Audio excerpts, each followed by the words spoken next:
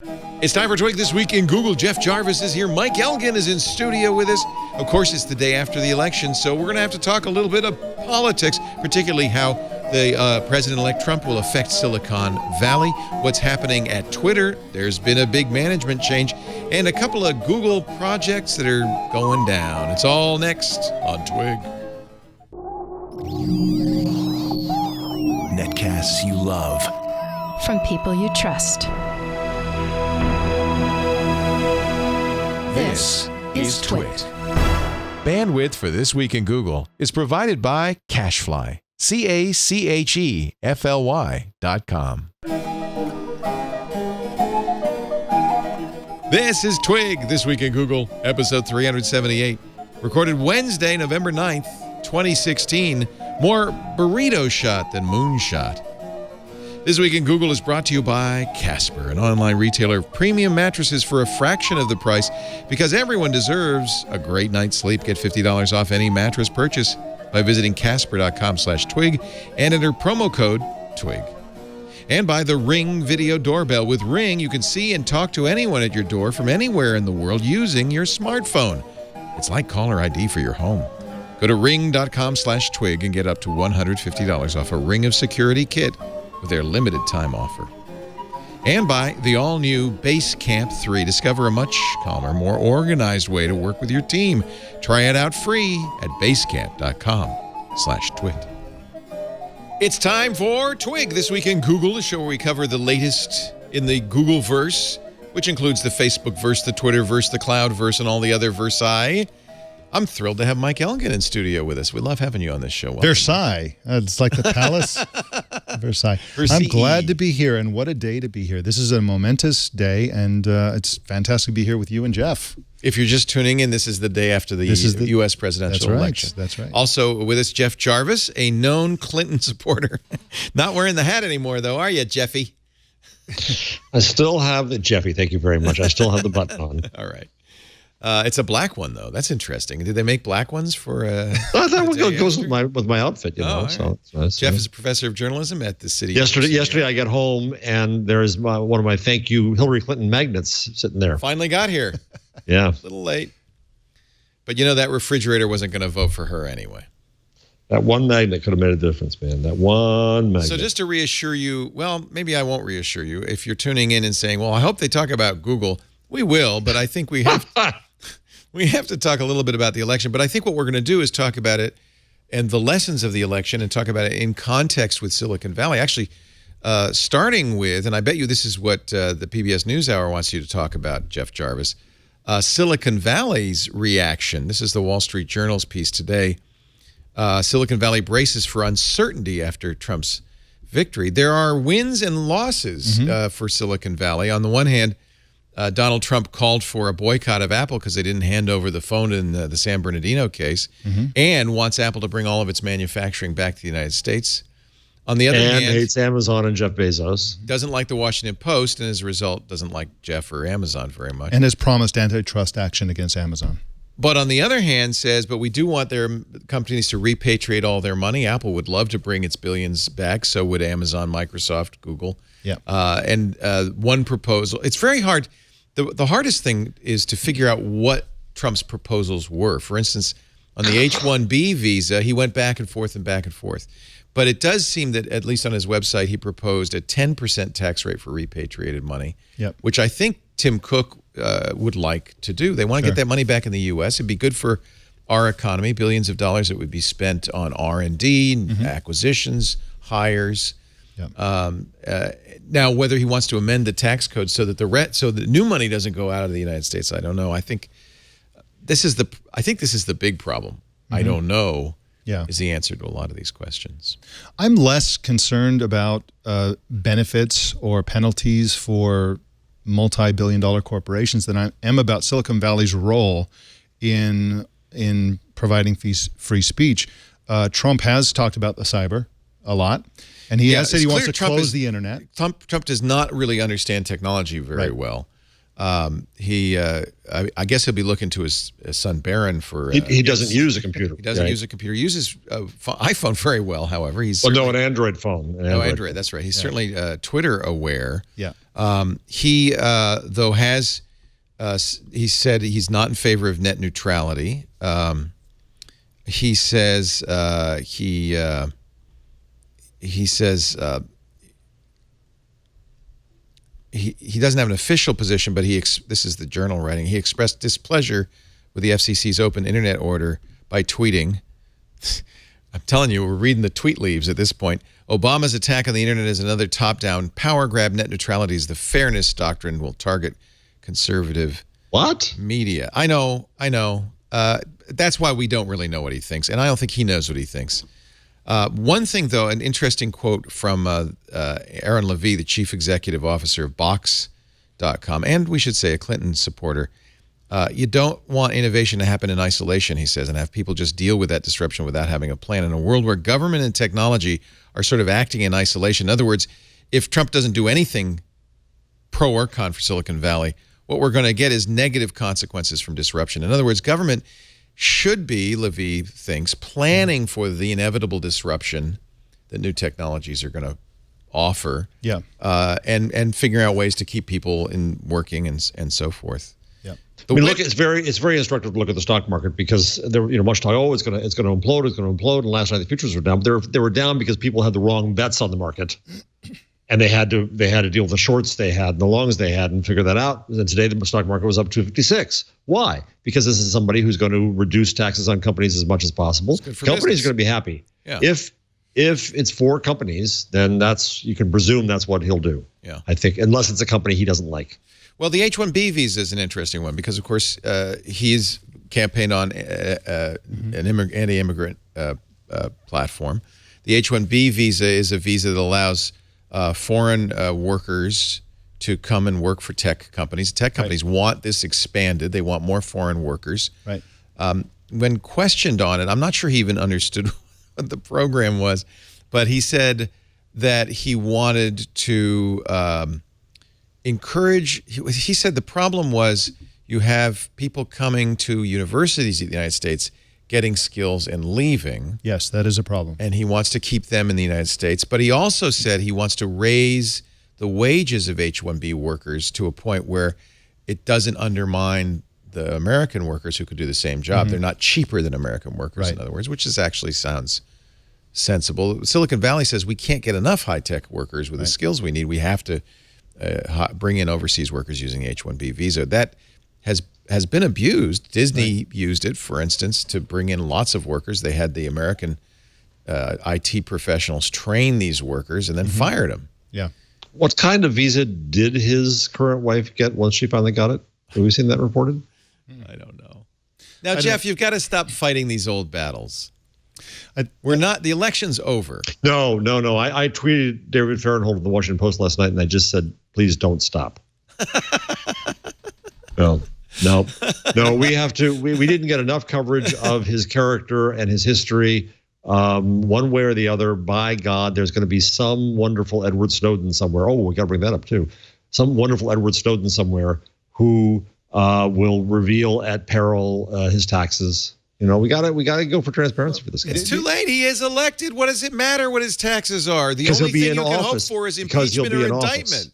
Well, that's where I'm headed. Lord. I mean, I think at this point it would be a good thing to say he's the president. It will be the president January 20th.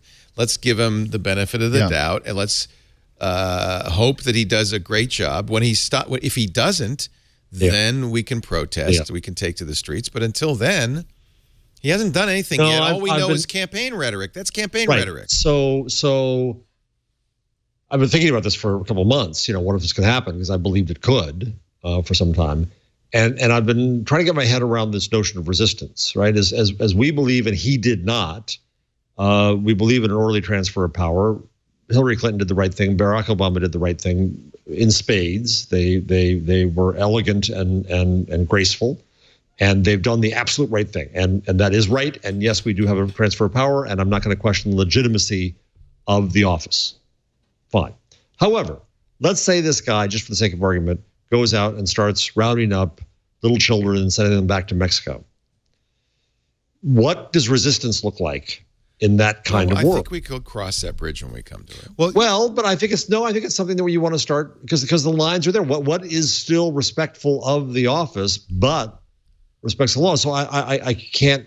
This was an off the record session. So being a patriot means also protesting something you don't agree with. So would you protested harp? the We had this war in discussion. Iraq. I took to the streets, marched, carried signs. I mean, that doesn't mean you have to agree with everything he does, but he hasn't done anything yet. One of the great ironies of this election, which is radically under discussed, which is the whole immigration issue.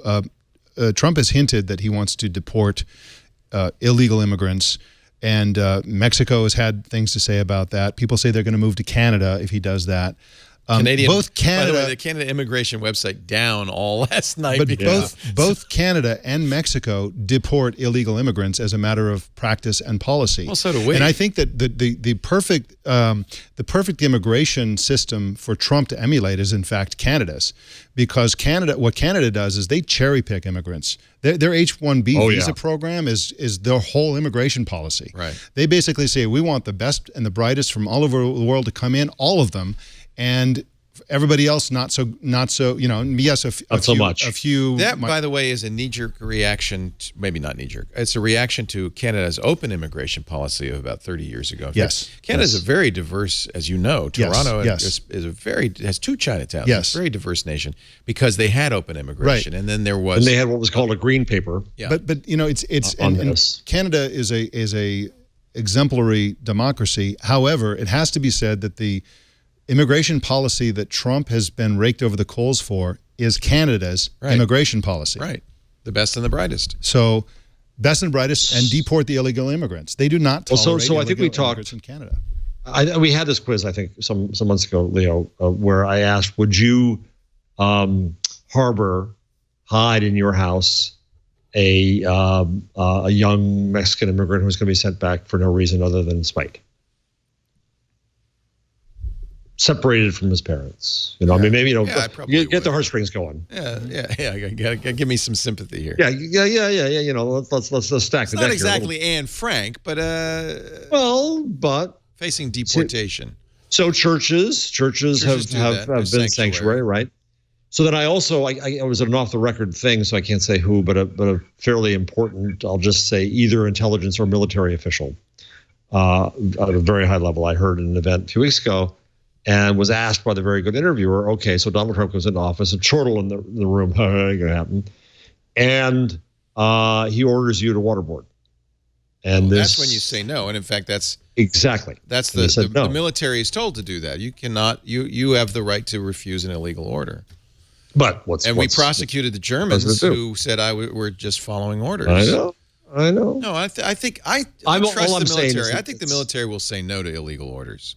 But all I'm saying is I think that if he does start doing some of the things that I find heinous, that he's threatened to do, against the press as well, changing libel laws, suing the journalists if they say something he doesn't like, what kind of resistance should I as an individual consider?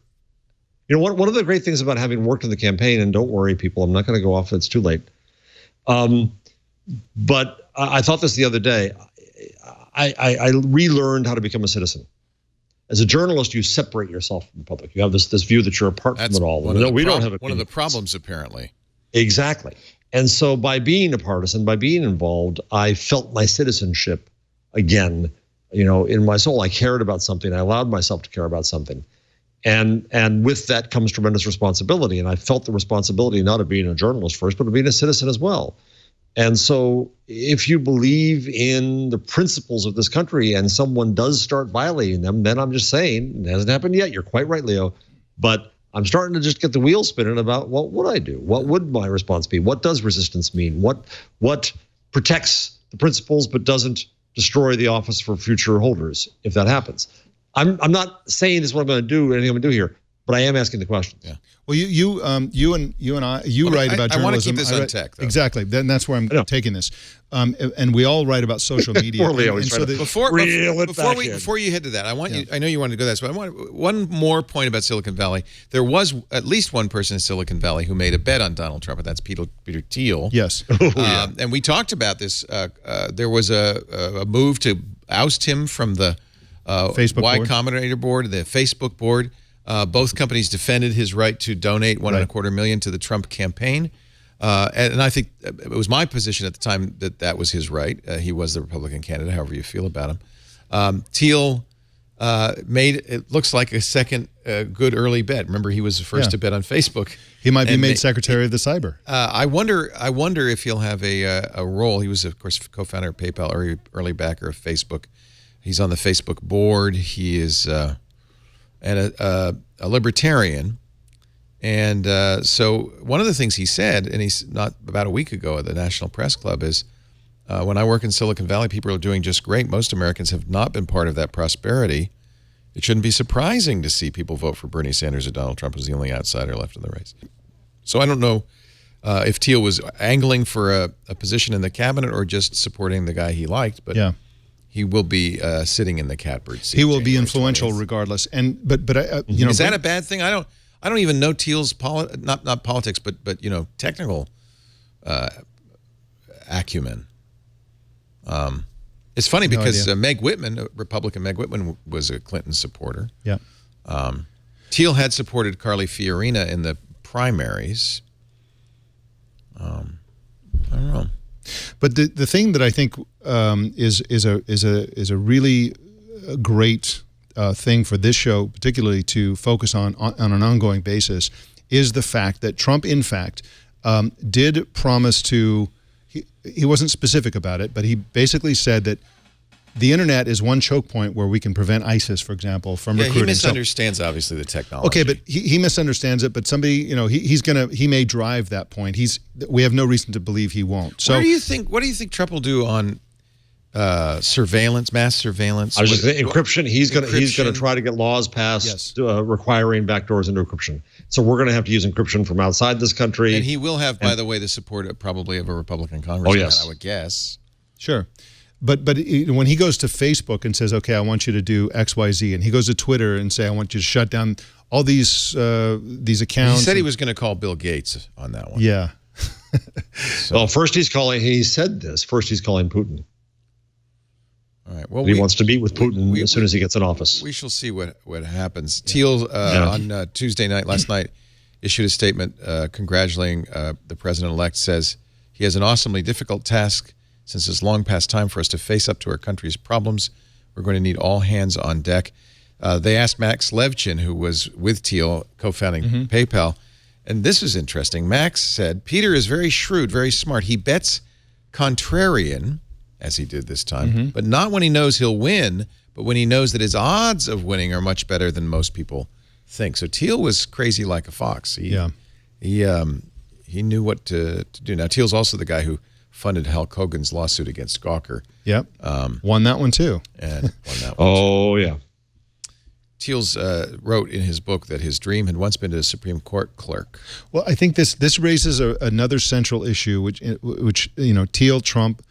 I think there's a movement afoot for billionaires to get involved in the media in a big way. In the case of Thiel, there's this idea that, somebody criticized me, I will bankrupt that publication. And Trump has gone after publications that criticized him, of which there were many.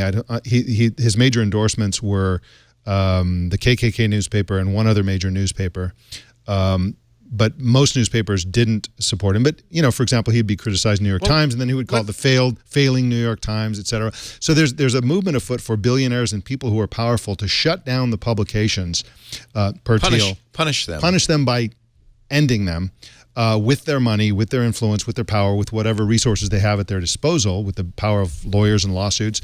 And so this is something that I think needs to be a concern. I'm a little concerned because it's very clear that in the Trump supporters, there's a very strong anti-media feeling, right? They were CNN sucks. They were chanting, and and I wrote a piece a few weeks ago that now more timely than ever, which I argued that is indeed our fault in liberal media. This is another post I wrote. Post-mortem for journalism. Yeah, I wrote, this kind of refers back to this, where what I argued was that we in liberal media, and let's be honest, media are liberal, I'm media, I'm liberal. And we're not honest about Fox that. is not liberal. There's well, that's where I'm going. We in liberal establishment media left a void and a vacuum that was filled readily by movements masquerading as media, starting with Fox News, Breitbart, and Drudge, and many far worse. And it's our fault. We left that there because we didn't respect that half of the country. And my second argument is that we didn't empathize with, we didn't listen to and understand the concerns and the worldview of that half of the country. And as a result, that half of the country said, you never reflect us. Why should we trust you? We don't trust you. You don't understand us. That's our fault. I take that fully on in journalism and media. I actually believe that we should invest in responsible, fact-based, journalistic, conservative media, because the only outlets the conservative side had were Fox News and Breitbart and such. And so what do we expect? They were going to think about climate change and other things, but that was the only real, you're talking about an echo chamber. And so we abandoned half of America. And I take that fully on. That was media's fault, and they don't trust media, and they don't trust media for a reason. I don't think journalists abandon half of America. I think that, I mean, it used to be that every tiny little small town, I started my career in small town newspaper journalism, and and one of the amazing things about the United States was that there were thousands of newspapers. Every little town had its own newspaper representing local views. I heard a Terry Gross interview with the cartoonist Gary Trudeau recently, and he was talking about how he never felt bitter when they censored or canceled or eliminated his cartoon, because he said each of those small town newspapers has a responsibility. That's just called editing. That's not censorship. They all have a responsibility to reflect the values and concerns of their readership in the local communities, and that's how it used to work. I don't think journalists walked away from. I think journalists would love to have a million newspapers. I think what happened was the media landscape made every news organization available to every citizen, and people gravitated to the national and international publications. I think journalists love the old system of having a little local paper where they could begin and work their way up to. I mean, that's how it used to work. Why? So you think that it's because? I mean, I guess in many ways the Trump movement is an anti-elite movement, right? And so, so journalists are media elites, and so here's a T-shirt somebody cited at a Trump rally: "Rope tree journalist, some assembly required." But I'll have to say, when I talk to friends and family members who are Trump voters, pretty much to a person, they reviled the New York Times, they reviled mainstream media as reflecting. They say liberal. I think what they're really saying is an elitist point of view. Yes, but the thing is that phenomena so beyond right the control. Left, it's media. It's elite. But it's phenomena beyond the control of individual journalists led to this. For this idea that journalists are inherently elitist is just provably false. When I started in the newspaper business, I made far below the poverty level when I started. Well, you can be an elite without making a good. Well, I mean, I had a bachelor's degree and so on. I guess that makes me, And I think, Mike, listen, every single journalist I've been with in the last week, or every single journalist I was with yesterday, I was at a big event with journalists yesterday, and we were instructed firmly to have no emotional response whatsoever to any of the results because it would look bad. And I couldn't take it anymore. I needed to go have a primal scream somewhere, so I left. It was interesting watching the news anchors. And there was some palpable sighing. I kept hearing sighing on MSNBC. You could see their temples throb. But the truth is, Mike, I think virtually every journalist I know, there's very few exceptions. There's the David Frums out there. There's a few others out there, but every journalist I know is liberal. And when I say that, I'm not saying that we abandon communities in the sense that we abandon the outlets. Sure, we'd love to have more jobs and more outlets. So I agree with you there. But no, I am saying that in big media, whether that's the New York Times or NBC or pick the outlet, there's very little understanding of that center of the country that voted all red. There's very little understanding of their lives.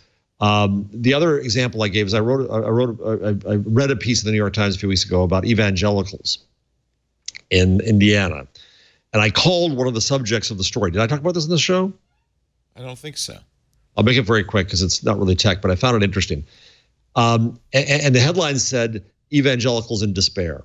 And the minister I called to find out what they thought of the story said, because he said the reporter did a very good job, the photographer did a good job, but the story itself, his parishioners came to him and said, "Don't they understand? We don't despair. That's the definition of being evangelical." And there was an editor put that in the headline. That's actually a good point. Yeah.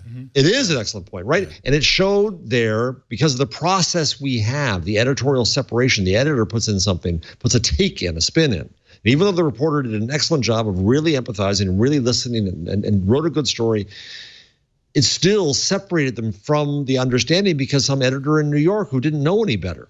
And the minister had given the reporter the scripture that explains why we don't despair. That's what they go back to, is that scripture. And if you're going to understand them and empathize with them, then you've got to include that. But we don't do that. We don't put the Bible or the Quran and quote that in media. So I'm agreeing to the extent that with the conservative community that their mistrust is warranted, and we've got to fix that. And the way to fix that is by listening to the community. Yeah. And you're right, Mike. Then one way to listen is to have more outlets that are closer to people's lives. And the internet is what enables that. Finally, back to technology. Right. Let me hold on for a second, because I do want to talk about that. I also want to talk about, Facebook and its role in this, social media and its role in this. Some people say Trump is the first Twitter president. Twitter stock up, by the way, significantly. Oh, yeah. Today. Yes. And some people say we elected a meme.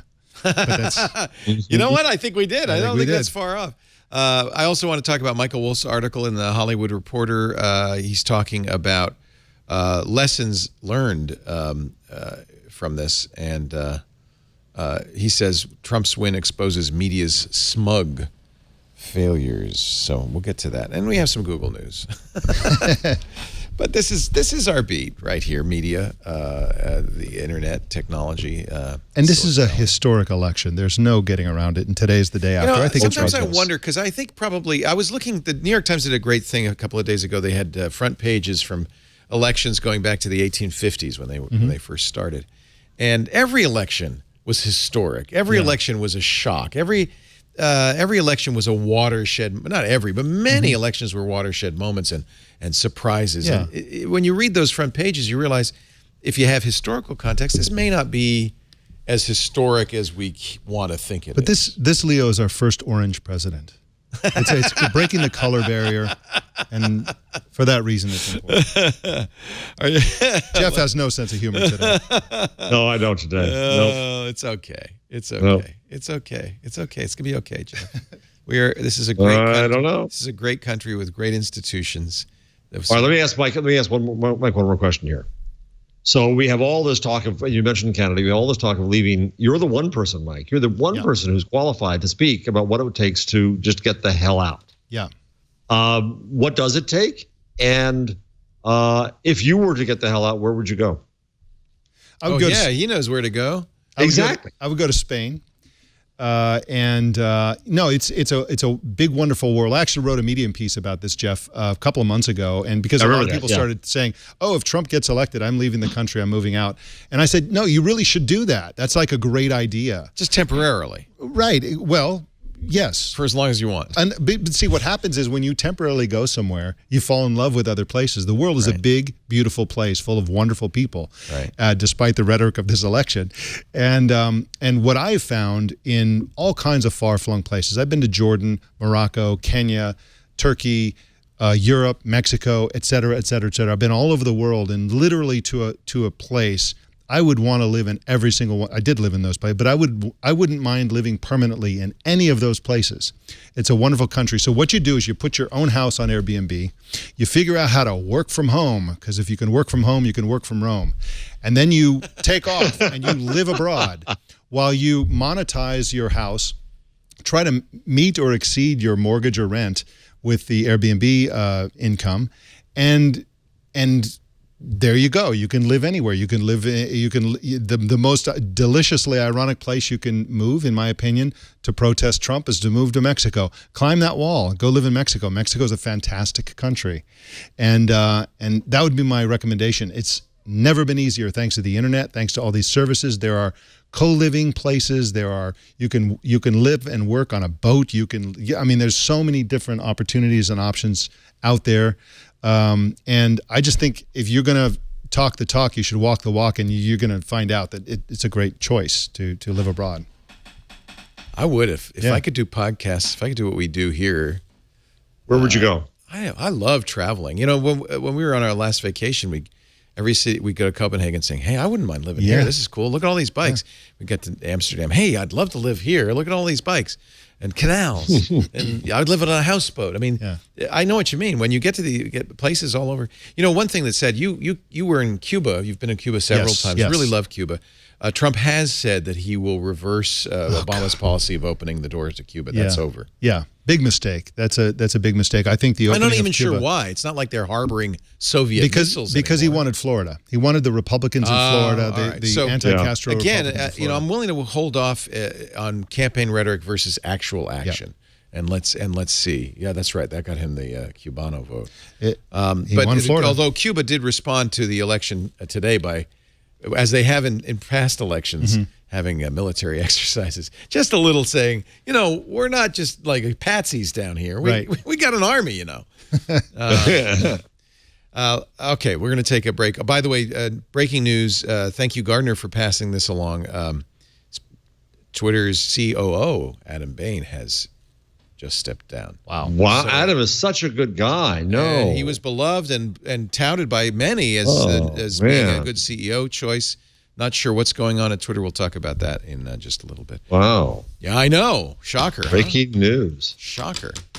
Our show today brought to you by my mattress. Let me tell you, I was up late last night. Nothing better than getting in bed and going, oh, that feels so good. You know what I like to do? I like to put nice, fresh sheets, Casper sheets, of course, on my nice mattress. And just, it feels so good. It feels so relaxing. You sleep. The Casper mattresses are an award-winning combination of springy latex foam and kind of supportive memory foam that gives you just the right sink, just the right bounce, long-lasting comfort and support, and they breathe too. They're cool. And I got to tell you, even in the winter, there's nothing worse than being too hot at night. You want to be comfortable, and that's comfort is the word for a Casper mattress. Obsessively engineered mattresses made in the U.S. at a fair price. They offer free shipping and returns. By the way, let me explain that in a second. In the U.S. and Canada, the reason they offer returns is if you think about it, if you're going to sell a mattress online, people are going to say, well, I want to try before I buy. So Casper has the most amazingly liberal trial policy ever. Buy a Casper mattress. It comes in a very compact box. You open it up. There it is. Lie on it. And at any time in the first 100 nights, if you say, this isn't the mattress for me, Casper, call them. They'll come. They'll pick it up. They'll refund you every penny. It will have cost you nothing.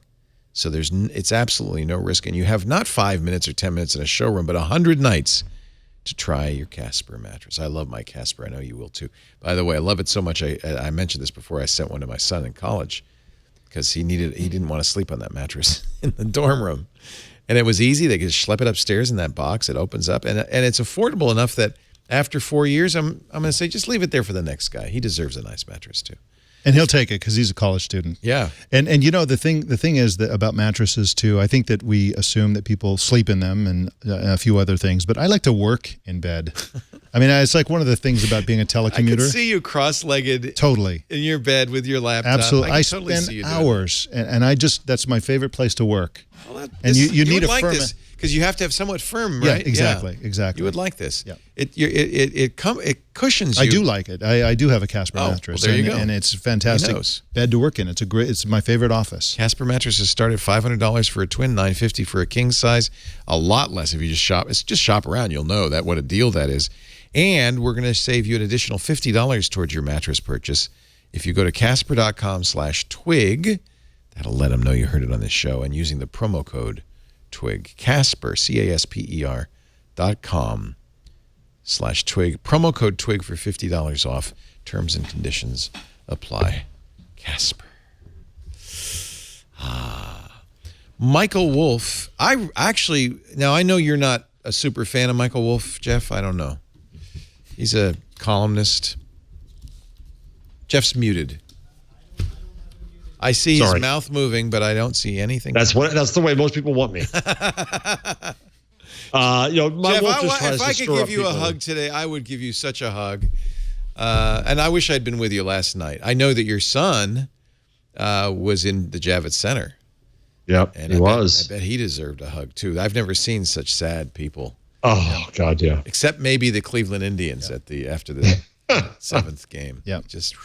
Well, but even then, they kind of had to say, okay, 108 years, all right, we get it. And in baseball, there's always next year. I don't think there's a next year for Hillary Clinton. Oh, no. I think this is it. No. Yeah. I think the foundation is going to do great work now.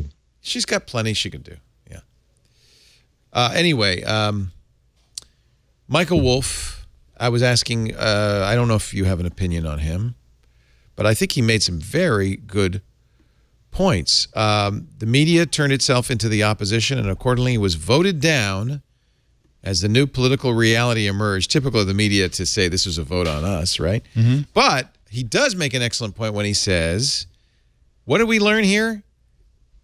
Trump didn't buy ads. Ads don't work. Clinton spent the usual billions. And by the way, a number of people in my business, in the radio business, have pointed out that this is very bad news for broadcasters who, frankly, depend on those biannual buys of political ads. Those are at top rates, big influx of money. Trump bought hardly any ads. We learned that polls are not reliable. That's just what we learned at Brexit. You would think we'd have, I mean, this was another case of that. And I don't know if that's because people don't tell the truth to pollsters. Pollsters are probably perceived as media. You're right. So they're, screw you. I don't know who I'm going to vote for. I also perceived that what the media did do was they conveyed a sense of if you openly support Trump, you will be ostracized. Yeah, you're a jerk. And so people kept it to themselves and quietly voted. So, but I disagree with this thesis that ads don't work. And the reason I say that is that Trump had something better and more powerful than ads. For example, one of the best trolling that he did in this entire thing was he said, "I'm gonna go open my Trump Tower." My new Trump building on Pennsylvania Avenue. Right. And the press went there, and he was deliberately late by like an hour. And CNN and all the cable news networks just had this camera on his over and over on his hotel doing his brand. He said, "I'm going to make a major announcement." I don't remember what it was exactly about the birther issue. I'm going to announce what I've concluded about Obama's citizenship. And then he went there. He's like, "Oh, there's nothing really to say. He's an American citizen," and he left. It was a 1 hour ad that he got for free. So that's better than advertising. He's a master. I mean, there's no question he's a master of the media. And he's learned that in reality television. Mark Burnett taught him a lot. Yeah. Right? Celebrity endorsements don't work. You'd watch these Clinton rallies with Beyonce and Jay-Z, and Trump would be standing there with, John Voight. They're just more elite. And it didn't make a difference. Media endorsements don't work. As you mentioned, he got 2 newspaper endorsements, one from the KKK, one from Sheldon Adelson's Las Vegas Review. That's right, Las Vegas Review-Journal. Didn't make a difference. Right. Ground games. Everybody's saying, the Clinton ground game, it's the best in the business. They got all the professionals on the ground. They got Jeff Jarvis canvassing in Pennsylvania. What did it do? Didn't do diddly. Well, it must have done diddly. Actually, we don't really know. All of these things could have worked. No idea. It could be Clinton started, with a 50-point deficit. Mm-hmm. We don't know. It just didn't work enough, I guess, is his point. I think one of the things that's kind of exciting about this is it's a new world, and the media, and especially social media, has a very powerful role in all this. What did Trump master? The social media, right? One of the things that he did on social media, it's a very basic thing, which is that 100% of his messaging on Twitter and elsewhere was a pandering of sorts to his desired audience. Whereas Hillary Clinton, I think she was so overconfident in victory that she felt that she had the luxury to take the high road.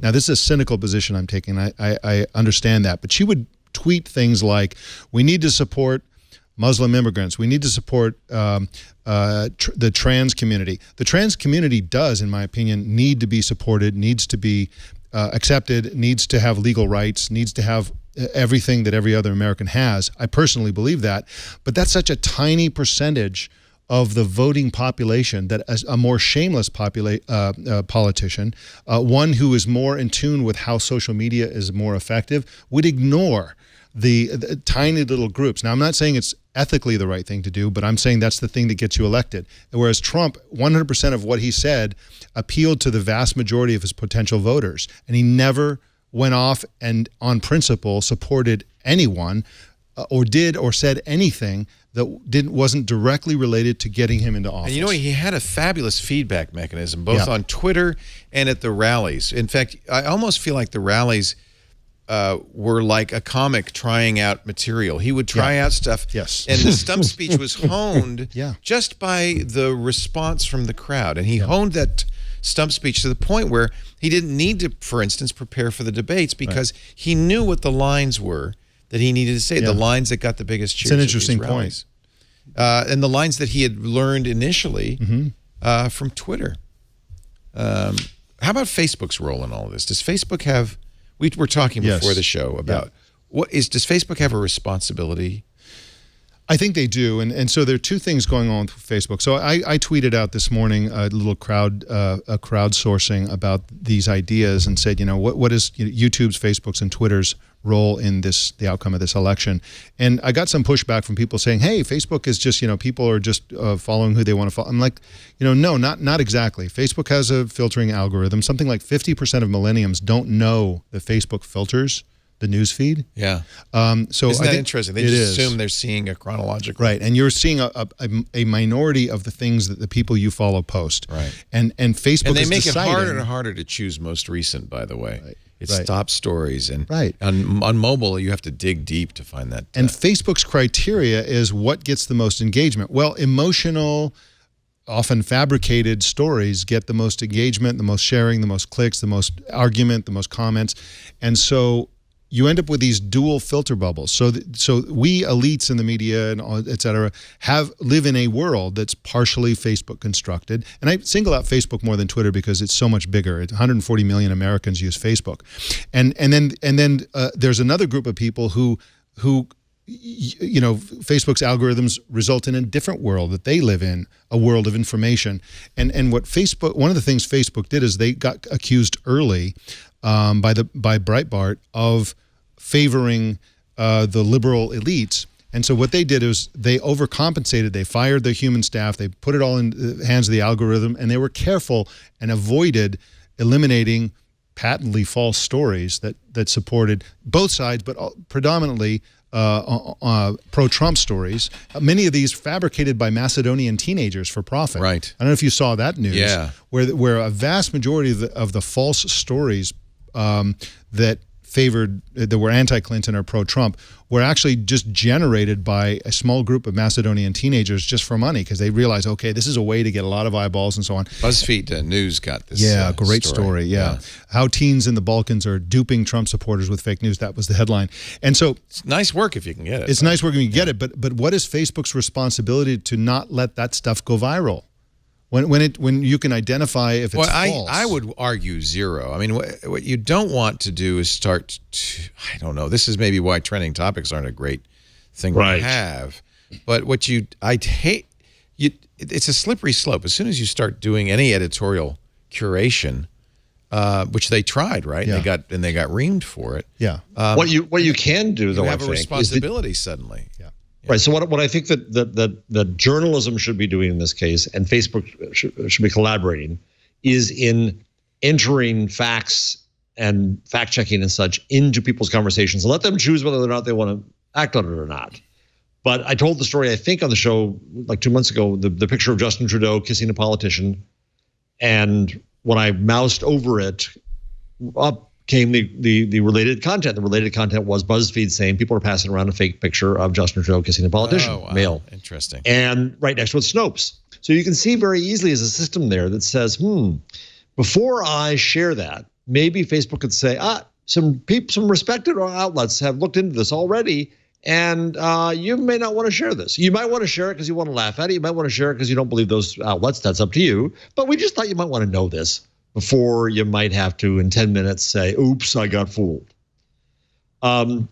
Now, that's not going to get rid of all fake news and all lies and all scummy things on the internet. No, nothing's going to do that. But we can feed the conversations with more information. This is one of my huge complaints about my dear business, is that we still think of ourselves as a destination. We tell you to come to us. Even on Facebook and instant articles, we tell you this dizzying kaleidoscope of great activities going on. Now stop and read my 1,000-word articles. Now get back to the kaleidoscope, right? We're not at all appropriate to the platform and to what's going on there, which is conversation. So we should be feeding good memes, smart memes, memes with facts, memes with responsibility into there, and give people the opportunity to share good stuff. But that's not what happens. The smart people, like pornography, are the ones who take advantage of the medium and put the crap in there, and the crap gets passed around, and then we decry all of Facebook and everybody on it because they're spreading idiocy when we didn't do a damned thing to help. Yeah. In her concession speech this morning, Secretary Clinton also mentioned secret Facebook groups, and I think she was what was the reference? Oh, you don't know? I'm a member of the secret Facebook. Oh, are you? The secret. Oh, that's the yes. Oh, so she was okay. Yes, you're a member because you went. Pantsuit Nation. Pantsuit Nation. Yes, I would. Too. Well, but there are also secret groups on the other side of which they have huge audiences, and this is one of the things that don't show up in our filter bubbles, but do show up in the filter bubbles. So let's talk about the people. filter bubble, because you, Jeff, have a long time. Eli Pariser, of course, wrote the book describing filter bubbles, saying that Google, Facebook, and others are responsible for creating an environment in which we can just hear what we want to hear, not hear anything that we don't want to hear, and that is just I don't know if there is a culprit, but you certainly can see that the country is kind of dividing into camps that don't really listen to voices from the other side. There's no doubt about that. Is this evidence of a filter bubble? I know you've denied that there's a filter bubble, Jeff. No, I'm not fully denied it, but I think it's not the factor. Everyone concentrates on the negative. Exposes you also to a lot more, right? Exactly. We're exposed to so much more. We have more opportunity to get facts and new opinions and some sense of other sides, and we have all of that. But of course, the nattering nabobs of negativism here concentrate just on the negative and the negative that justifies our existence. By the way, there's no greater you just quoted Spiro Agnew with the I know, yes, I did. But that reminds me, Spiro Agnew did fall because his tax returns and his connections with nefarious folks were revealed while he was in office. Yeah. So there you go. There's a counter argument. There is reason. Waving from the helicopter. Yeah. But one of the things. I'm sorry. Go ahead, Jeff. Finish your thought, Jeff. No, I lost it, so go ahead. Oh, I'm sorry. I'm sorry about that. No, so it's okay. One key difference that people need to understand whenever you talk about Facebook and Google and filter bubbles, and Google would be quick to point this out, is that in fact Google's search doesn't filter. It's technically not a filter. They rank. They give you all the results, and they choose the order. Now that may be splitting hairs, but Facebook on the one hand literally filters what they never deliver to your newsfeed the majority of the things that people you follow have posted. Well, you wouldn't want that. You can see that on the right of the page. You can see it all. I understand exactly. But again, 50% of millennials don't even know it's happening, so they're not going to go in and tweak their settings. But by default, they actually never deliver the majority of the things. Well, here's another way. Okay, let me rephrase that. Delivers all of it every time. You know what? Amazon never gives you every book. Amazon only gives you books that Amazon thinks you're going to like. You're in a book filter bubble. No, I'm in a recommendation system that gives me greater relevance and saves me effort. And that's what Facebook is doing. Is saying we know from your behavior what you enjoy most. We'll give you more of that. I don't see any problem with that. Amazon does give you every book. Not in the recommendations they give you, not in the promotions, not everything else. I can search for a friend and see everything you said, Mike. I can see everything you said if I want to. The real reason a filter Facebook bubble search is worthless. The real reason a filter bubble. Well, that's another problem. You're absolutely right, but that's another issue. The real reason a filter bubble exists is because we want a filter bubble. We respond. We like the filter bubble. Confirmation bias. For instance, followed every Republican candidate in the primary, the Libertarian, the Green, every Democratic candidate on Facebook. I wanted all of that feed, and I keep seeing Ben Carson's feed in there. By the way, that's how I know, for instance, that of all of his opponents in the primaries, Ben Carson was the one that stayed the truest to Donald Trump and carried a lot of water on Facebook for Donald Trump almost every day. Carson posted. No surprise then that Carson's on stage during Trump's acceptance speech. Trump's team was very aware of the power of social media and used it masterfully. And we like filter bubbles. Clinton's was clearly not. Oh, not at all. And that spreads not just to social media per se. One of my criticisms of the Clinton campaign was that there was no sense of a grassroots effort there. It was an old-style top-down campaign. They didn't even enable, this is my pet peeve, but they didn't even enable people to get the damn yard signs. So that Trump won the yard sign battle, and the perception that was there immensely. It was hard to volunteer for the campaign. There was no sense of that. Whereas in Trump, there was no organization. So you could, hey, I'm part of the Trump campaign. I can be whatever I want to be. I love, by the way, Garrison Keillor writing in the San Francisco Chronicle, we liberal elitists are now completely in the clear. The government is in Republican hands. Let them deal with Trump.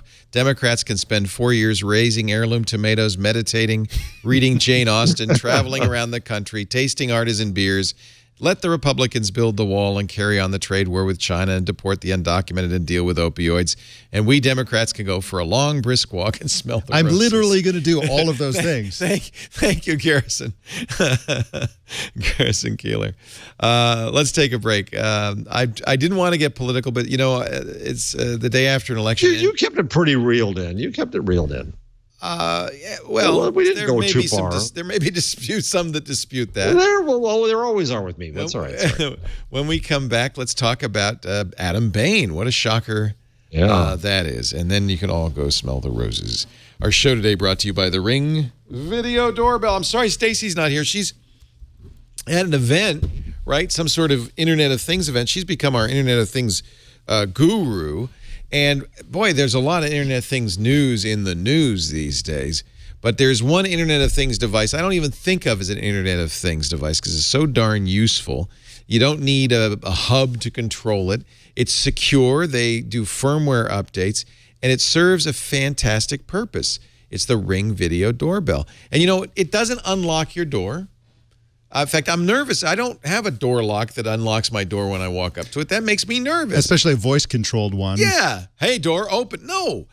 All this does is you replace your regular ding-donger with this. And you don't, by the way, have to have a wired one because the Ring Video Doorbell, there's several models, but the model I have in my hands right now has a big old lithium-ion battery, good for a year. You can recharge it. So it can add a doorbell to any door. I use it on my wired doorbell, though. It's very easy to install. It has a complete kit, everything you need to do.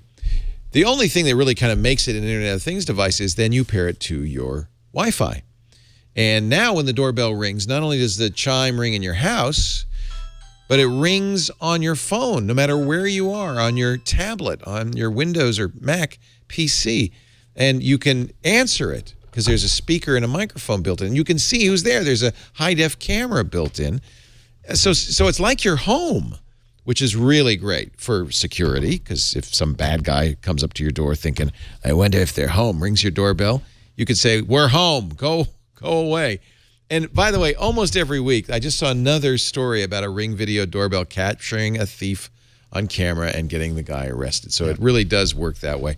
But you know what? We live in a safe neighborhood. That's never happened to me. But I like knowing when the kids come up to ring the doorbell and run away. I like seeing when the UPS or FedEx guy comes and I can say, hey, leave the package on the porch. And I can even keep an eye on it. It's got it's never happened to you because you have evidence that it's never happened to you. Because if it had happened to you, you would have a video of it. So isn't that? I mean, I love that. Yeah. Now, if you know something, Leo, I knocked on a lot of doors the last 4 months in Pennsylvania, and even though I didn't see rings on every doorbell, Lord knows, I bet you saw a it lot changes. It changes the but it's already had an impact, I think, on your behavior at someone's front door. Yeah, because they're looking at you. You're not picking your nose. Yeah, and I can see if it's one of them darn Clinton canvassers. And that's exactly true. Nobody's here. Go away. People are often shocked when I tell them that I bring my Ring Video Doorbell with me around the world, and everywhere I stay at an Airbnb, I install it. Yes. I didn't know that. Yes, sometimes with duct tape, sometimes without. You're hysterical. No, yes. You're hooked. Never leave home without. Yeah, it's even better. It's even more important when you're living abroad because when I come, that's I don't know what's point. I'm staying in an Airbnb. All the neighbors know that whoever's staying there is a foreigner, probably has a lot of money. That's a good point. When I come back from being out in the town, I can just check my phone before I even go in the house and know if anybody's inside. It's very reassuring from a peace of mind point of view. I completely agree. They have a variety of other products too. If you want to observe the sides of the back of your house, they have the stick-up cam, which is a Ring video doorbell minus a doorbell. So it's got the camera, the microphone, the speaker. You can go, hey, what are you doing back there? It's fun to scare the cats too. You can see the video on your phone, on your tablet, on your computer. They even have a little solar panel you can connect, so it has no wires at all. It's powered by the solar panel. It has a battery, so the panel charges it up during the day, and it works all night. All the Ring doorbells and the stick-up cam have motion sensors, and they will alert you. And they're really affordable. In fact, we've got these kits, up to $150 off a Ring security kit that includes a variety of different Ring products. Every kit comes with the solar-powered Ring security sign to let the world know that you are protected. Yes, you can pack that in your suitcase too. They also offer a chime, which can be a doorbell when there is no doorbell, so you can extend the range of your doorbell. There's some great stuff on there. Just go to ring.com/twig and save up to $150 off. Ring, ring.com/twig, your Ring video doorbell. That is one good thing about the election being over. Yeah. Robocalls are done, right? I hope. Wow, that was out of control. Not so much in California where we were kind of given up. Nobody thought we were, but there were a few. I was getting 3 or 4 calls a day. I couldn't stop the Bernie Sanders spam. It just kept coming. Even after he dropped out? Even after he dropped out, and I kept unsubscribing, and it just, nothing could stop it. So. I did get a lot. I gave money to the Clinton campaign. I did get a lot of calls. Once you give them money, I gave money to Obama last time, and once you give them money, they're going to keep calling you. Yep. It was fun. You got a hook in your mouth. Because Lisa was getting all the Donald Trump mail, so we really had it covered. So can we talk a bit about mailing lists? Because I think this is another tech angle. One of the terrifying things for Trump opponents out of this whole election, and this is a minor detail that slipped the attention of lots of people, but for a variety of reasons, the Trump campaign and Donald Trump personally was given full access to the entire GOP mailing list right. In perpetuity, which he can use in the future for any purpose he wants. He also had his own separate mailing list that he did not give the Republican Party access to. Right. So Donald Trump now has the world's largest political mailing list that he personally can control. Well, doesn't that happen every year? I'm sure Obama had the Democrats. No. I believe that on the Democratic side, the candidate, for example, Hillary Clinton doesn't get to keep that and use it and email people. It's the result of a variety of things, but I was shocked to discover that. And back when I thought Trump would lose, I thought, well, this is going to be the foundation of his media empire. He and Roger Ailes are going to launch a Fox competitor, and they're going to clobber them because they have the GOP and the Donald Trump mailing list. By the way, that rumor is another great example of the bubble that the media was in. Yeah. Well, A, Trump's going to lose, right, and B, when he does it, he's going to do what we do. Right. It was like, like completely confabulated around the media's sense of what's going on in the world. But there was some evidence. The empire kind of started on Facebook Live. Bannon probably would have liked. Breitbart's editor on leave, Steve Bannon, would probably have liked to. I think both. I wonder what Bannon's role. Will he be press secretary in the? He's going to have to shave. No. Kellyanne. He's a suit. He's Kellyanne Conway. You think she'll have a role in the administration? Oh yeah. Typically, campaign chairs. Yeah, you're right. She can maybe make more money just going on to the next campaign. She's a professional political consultant. Yeah. Yes, she is. So typically, people like James Carville don't take a position in the administration. Yes. Right. They're hired guns that move on. Right. Although one wonders whether she. And David Axelrod became head of staff. He did. That's absolutely right. He was an advisor, though, to Clinton. But left pretty quickly, if I recall. Conway, though, will she get any credit for Trump's victory, really? Yes, I think she will. Yes. She put up with a lot of crap. Well, she put up with, She had to defend a lot of apparently, it seemed as if Trump was running his own campaign single-handedly, right? Yeah. Lewandowski was fired, and Conway took over and Bannon with no seeming change in strategy. I guess someday somebody will write the book. I look forward to reading it. Yeah. Jeff. Well, no, it's somebody with insider access the whole time, I would hope. This is a surprise. Adam Bain is widely considered the most likable guy at Twitter. He ran sales, right, Jeff, before he was moved to COO. Came over to Twitter in 2010 from Murdoch. Yeah, I actually used to work with him in advance many years ago. Oh, you know him. He comes from media. Yeah, great guy. Really, really wonderful executive. Yeah, when they were talking about who's going to be the next CEO before they made Jack Dorsey the CEO, his name was most widely touted. He wrote in a statement, the past 6 years have been incredible. I'm inspired by what Twitter has become and what it will be in the future. Anthony and I have worked side by side since he joined Twitter in 2014. Anthony is his successor, by the way, Anthony Nato, the CFO. He's going to take... Or at least temporary successor. Temporarily the COO, while Twitter searches for a new CFO. So I guess Nato is going to be the COO, and they're going to replace him. Yep. Anthony and I have worked side by side since he joined Twitter in 2014. I have full faith in what he and the team will accomplish in the future. Why is Adam Bain leaving? That's the question everybody's going to be asking. Is this an ouster? Is Jack Dorsey trying to consolidate? Certainly nobody dislikes Adam Bain. Spend more time with family? They always say that. I'm looking in the New York Times story. People who work with Bain who requested anonymity said he would not join a major Twitter competitor like Facebook. Instead, he'll more likely pursue something outside the advertising industry. But I don't think there's anything in here that says whether he's leaving on his own. I think he's been poached. Whether he's been poached or whether Twitter's forcing him out. He'll be working for Facebook. Just going to have to read the tea leaves. Don't know what it means. Jeff, you where do you stand on the Pixel now? You keeping it? So here's my bad to worst story. It should have been. This is an omen. So I go to the Philadelphia rally for Hillary Clinton, and wonderful event. Huggy with my fellow liberals. That's the one John Bon Jovi was at, right? Yeah, so I see the back of Bon Jovi and then the back of the boss. It was a weird setup. But I was in the crowd of loving people. Springsteen was there too. That's right. Yeah. Springsteen was there too. Yeah. Thunder Road. He's like. In fact, I saw your picture from behind. I remember seeing the picture. Little tiny boss, little tiny on the horizon.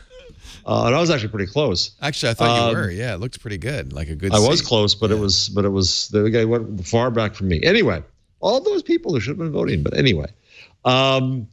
So I come home, and I have my old 6P in my pocket, and I wrote a piece about how I was grumpy, and I'm thinking, okay, fine, I'm going to get rid of this thing. I'm finally, nope, I'm not going to do it. I'm not going to spend a fortune. I'm grumpy about this. And luckily I hadn't done anything yet, but I bent over the toilet, and boom, in goes the phone. The old phone. So God chose. Well, yes and no. I mean, I dried it off, and it seems to be okay. The 6P. I'm trying to remember if it was. I don't think it was known. No, I don't think it was.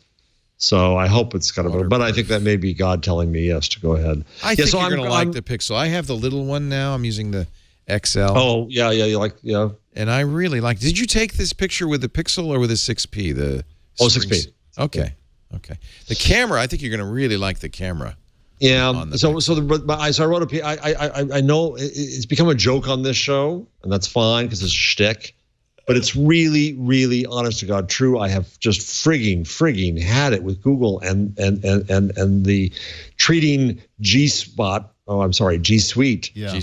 account users, formerly known as apps users, as second-class citizens when we are the paying customers. What other companies disadvantage their paying customers? This is not hard to solve. Just give me the option of saying, I want this calendar related with that activity.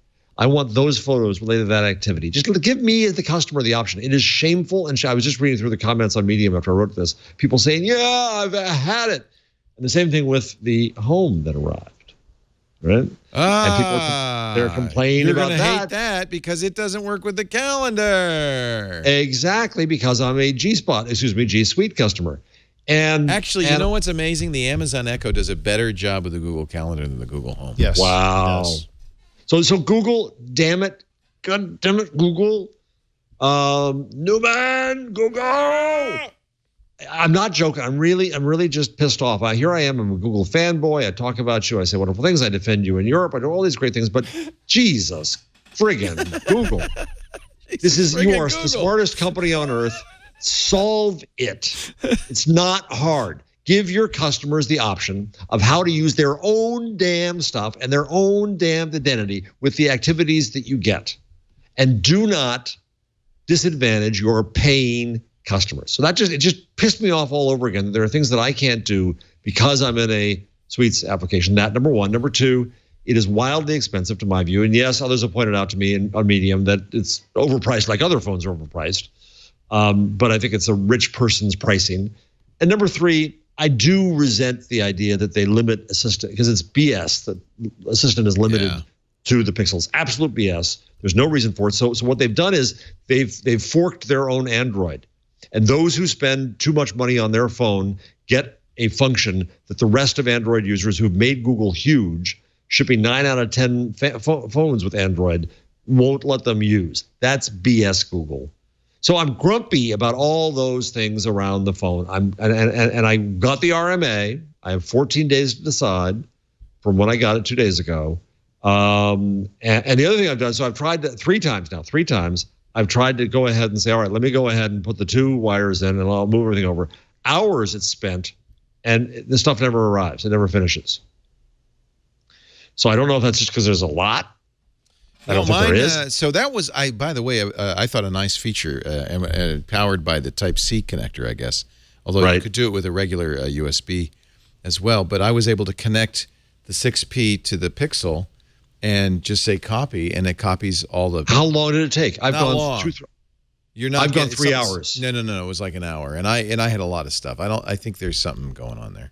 I don't know how to, because it's automatic, so I can't figure out how to do that. So you're spending a fortune on this thing, and they're pissing me off, and they're playing a game with us. And so here I am. We're on This Week in Google, and I'm the Google fanboy. I've been there all along. But Google, you've made me grumpy. You've really made me grumpy. Yeah. So there's another casualty of Ruth Porat's belt tightening at Alphabet. The drone project. Now, remember we were talking about Project Wing in August. Yeah. That was the one that was delivering Chipotle burritos to students of Virginia Tech. Remember, we had posited that you would have to have a burrito umbrella to keep from the burrito hitting you, clobbering you in the head as they dropped it off. It won approval for test flights in August as part of a White House effort to encourage unmanned vehicle delivery. They were considering and then nixed a partnership with Starbucks. This is according to Bloomberg Technology. The project leader left in October, Dave Vos, and the unit froze hiring and began asking staff to seek jobs elsewhere in the company. So the drone project, not exactly a moonshot, more like a burrito shot. Right. But I didn't care about the burrito one, but the latte one. Latte. I really wanted that. So you'd have heirloom tomatoes gently dropped from parachutes to you. Yes. That would be nice. That would be nice. DeepMind, the Google AI that won the Go competition against one of the top Go players in the world, is now going to take on something even harder than chess or Go, StarCraft 2. Yeah. Actually, if it's playing those, I stopped playing games like this online because there are kids in Korean cyber cafes who have the reflexes of, And now those kids are going to see what it's like when DeepMind is out there kicking their butts. It doesn't seem fair to have a computer play a computer game. No. It's like, that's like having a Frenchman speak French. I hadn't thought of that. Yeah, it's like, I always hated it when the French kids took the French classes with you, right? In college, I took Chinese. There were all these Chinese kids in there. I said, you know Chinese. That's not fair. That happened to me at UCLA. I took Japanese for 3 years. And in the first year, everything was great. But as we got closer to the 3-year period, everyone else in the class was Japanese American, went to Japanese school. And it's like, that's not fair. It's not fair. And it was also not fair when Watson was clobbering everybody on Jeopardy because Watson had didn't a have database. to. Well, Watson didn't have to press the buzzer. You know what I mean? There wasn't a reflex component to Watson's. Yeah, and that's a big part of Jeopardy. Yeah. In fact, I remember Ken Jennings, the Jeopardy champion, saying, really, you should assume everybody knows the answer to every question. Yeah. It's not about the questions and answers on Jeopardy. It's about pressing the button fast at the right time. I never used this, but this is another dying Google features. Google Showtimes? Did you ever use that? Never. No, only in search it would come up with Showtimes. I've used that. But I never used the separate service. So you can do it in search, so they don't need a separate standalone movie site that shut down on November 1st. Thanks for stopping by.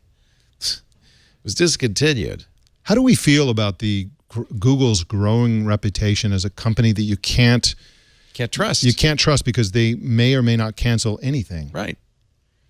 Is this an existential problem for Google? I think it is. I've said this for a while. It's there's Thiel the has. absolute feeling, I think, among normal people that, well, don't get too involved in anything with Google because it's going to break up with you any minute now. They came out with Allo, and everybody was saying, it's like they're going to cancel this in like a year or so. Why bother? I was talking about Allo on Windows Weekly earlier, and Paul Thurrott and I were talking about the fact that on Android you could use third-party message. You could use, like, for instance, I use Facebook Messenger as my SMS messenger, and I said, but you can't use Allo. Google's own messaging product cannot be used as its main messenger. Right.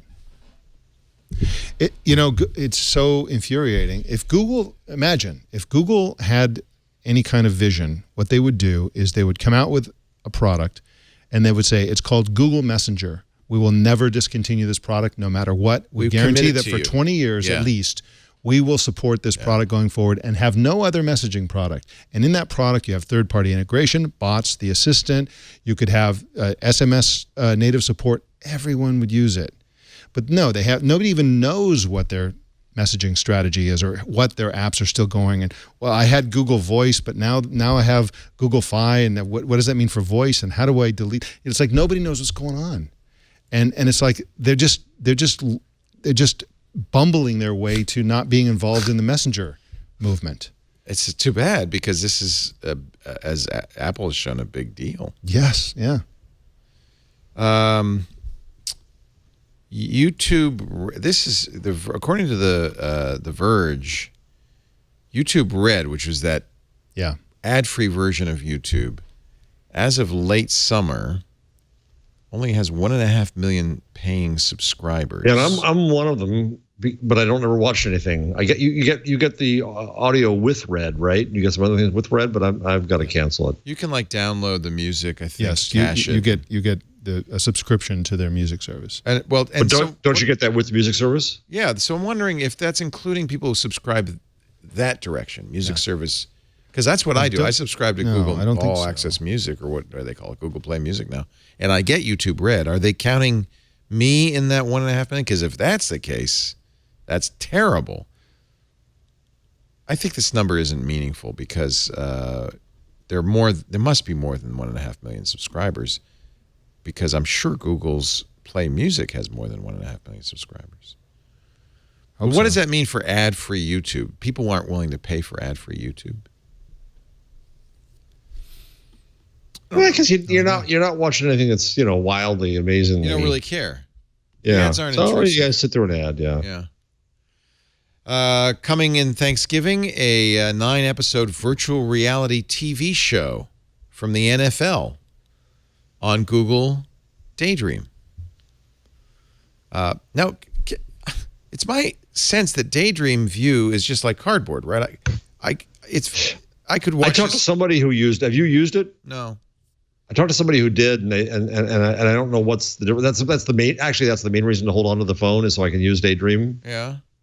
Right? Because don't you have to have a Pixel to use Daydream? That's another question. I don't know. Do you? But they said you do need a smartphone. I don't know if it works with other smartphones. You have, because you also have the remote, the UI device on it.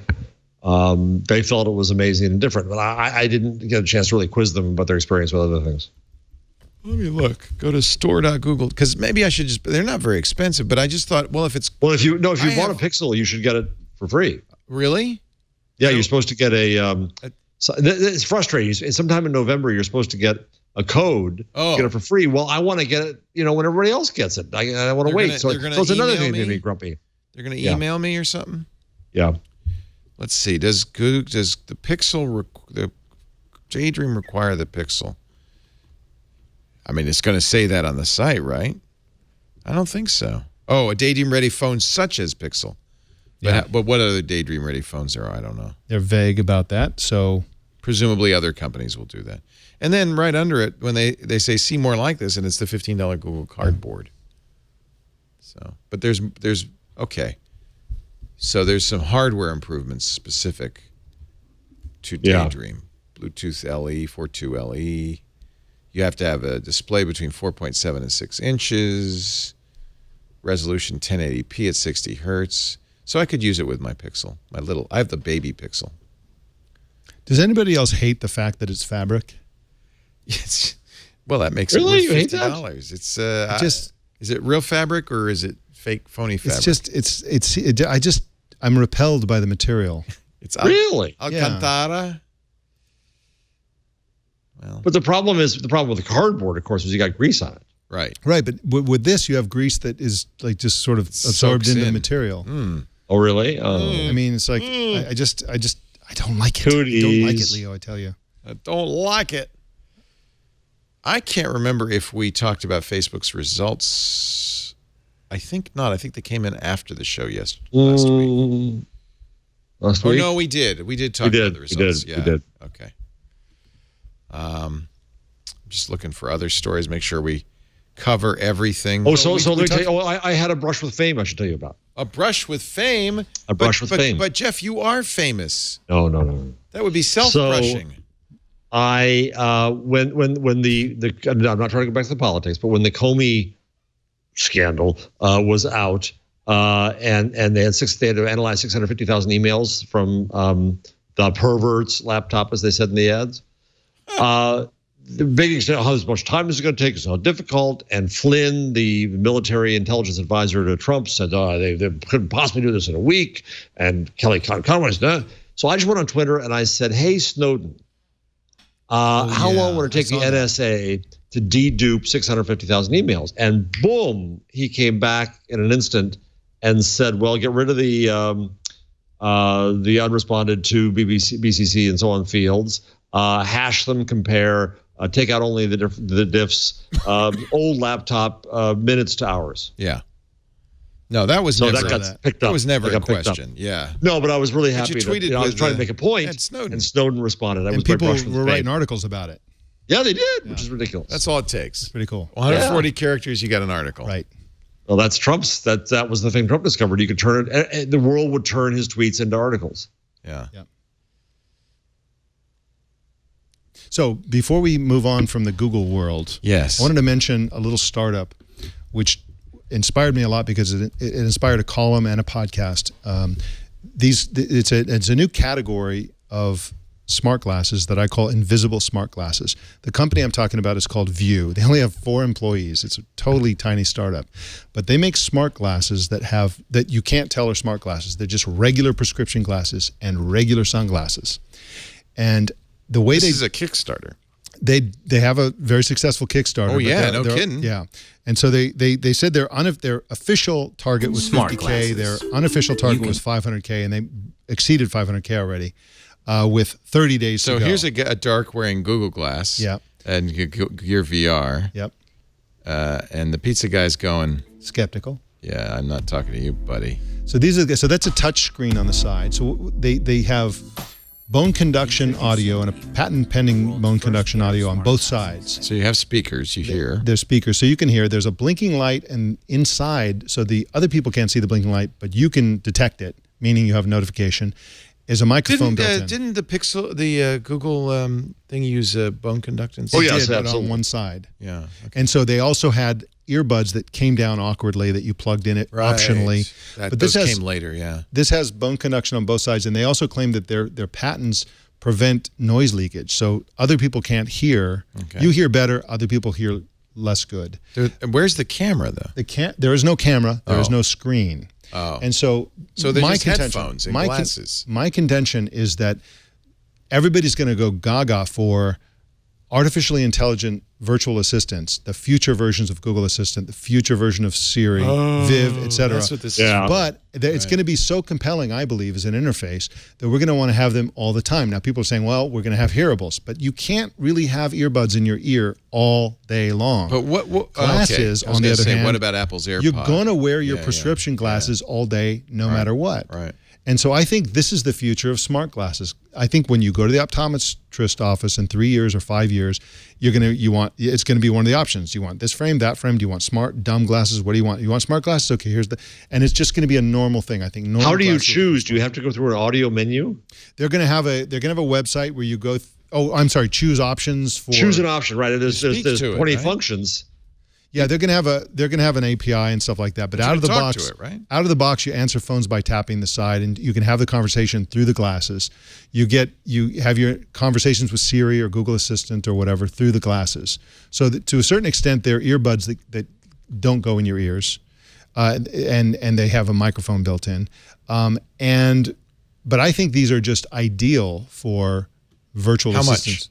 They're going to be $279 in the Kickstarter. They're $179. That's another benefit. They're super light. They're just the idea isn't View. I don't think View is going to be able to beat back the enormous competition they should be getting from larger companies with more resources. Who's really getting into this, and in fact, we talked about it on Twitter on Sunday. Snap's spectacles. Yeah. And this is an Instagram from Mike Murphy. Yes. Showing Snap's filters if you're using the spectacles. So one of the things that's most popular on Snapchat is those filters going the other way, right? Right. But he's showing rainbow spewing clouds as he looks at the world. Right. They're going to be $130. And Snap is doing, I'll call it Snapchat. The company's called Snap. Snapchat is doing something interesting. They are going to only offer these spectacles initially to people who are highest ranking on Snapchat. They're going to try to create demand through envy. Which makes me want to start sharing everything I do on Snapchat. But they look ridiculous, and they'll never take off in the market because nobody wants to walk around looking like an idiot. No, they won't. It's a parlor trick and a novelty at this point. They'll never be mainstream. Google Glass, but and you were right. Yeah, and you were right. But these are hip and sweet. And only until you actually have them, and people are For a not going to week. wear them. And you can't wear them. See, this is the thing. Doing Snapchat and doing this stupid augmented reality Pokemon stuff is not a compelling application. Having an artificially intelligent AI all day guiding you, informing you, keeping you up to date, giving you advice, doing things for you, that is the interface. That is the way we're going to interact primarily with computers in the future. And we have to have a natural, socially acceptable way to interact with our virtual assistants. And it's not going to be having Google Home in every bathroom and every car dashboard. And no, we don't want microphones everywhere. We want to wear the microphone. And glasses are a device that we're already wearing. Very interesting. So I think, I don't know the View will be the company, but that category, of which there are a couple of other companies as well working on it, I think this is the sleeper hit of the next 2 or 3 years. That's where smart glasses are going to go mainstream. We're going to be interested. And how do you spell View? VUE. VUE. It's on Kickstarter right now. Yeah. So did you order a pair, Mike? I have not, no. Too expensive for me. And I wear contacts, Yeah. but you wear glasses every day. Yeah. Adobe has demoed a new Photoshop for audio. This is kind of worrisome to me that lets you edit speech as easily as text. In other words, you could put any words in anybody's mouth. Listens to you talk for a while, and then after it masters how you speak and what your voice sounds like, you can just type things and it will say in your voice everything you type. So Oh my. Yeah. Oh my. Oh, I thought it was just an editing. Oh. This is huge because it means soon I'll be able to take a day off, but Right. you'll never know. Well, you can sit there. You can sit there in your Casper mattress, just typing words, and Leo will be saying that. Yeah, I like it. Yeah.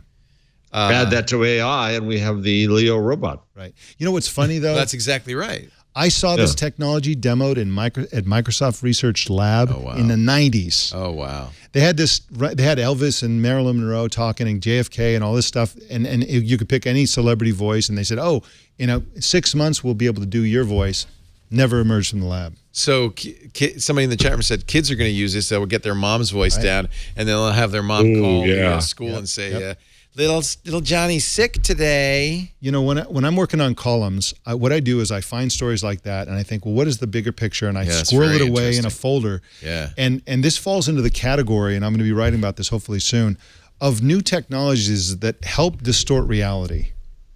You know, there's another technology being made available to the general public where you can lie convincingly and confuse people and make them think something is true when it isn't true.